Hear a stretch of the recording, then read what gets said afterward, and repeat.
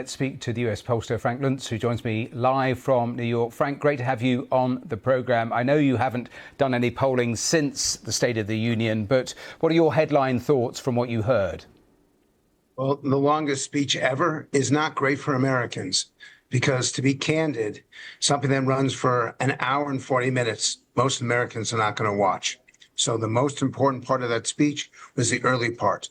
Second is that it was a very angry speech after opening it up conciliatory and trying to reach across the aisle.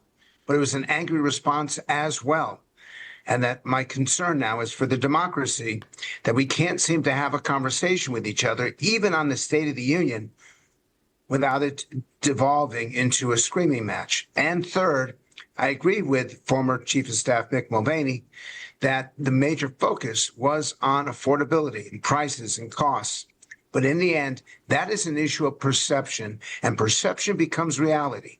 If you think prices are going up, that's how you vote. If you believe they're coming down, that's how you vote. And the president focused on that.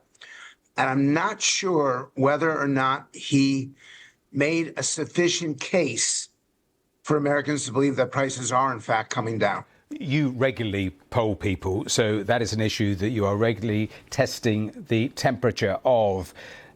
In terms of what people tell you, are they saying we are struggling, we are noticing prices are going up, our grocery basket still is costing more, despite everything that the president said in the election campaign? Because they will listen to what he said last night, and if it doesn't connect with their own experience, that's a dangerous gap. That's correct. And if you voted for Donald Trump, you think prices are coming down. If you didn't vote for him, you think prices are going up. And that's one of the major problems, is that we now define ourselves as Americans. We define ourselves by who we vote for more than any other attribute. And that's why you see the anger in the streets and the countryside is the same anger that you're now seeing on the floor of the U.S. Congress. And I am concerned that if this continues, we will continue to see the disintegration of trust and confidence in our institutions, in the people who run those institutions, and even in American democracy. Is that how you also read the themes that he chose? Because immigration, he has always done well when he's talked about that. But we know there is a lot of concern around those ICE raids, the killing of US citizens. Is one of the key demographics that will have been watching potentially last night independents, how they view those sorts of things, or tariffs? I was reading one recent poll of 72% of independents disagreeing with the tariff policy, and yet last night we saw the president double down on that.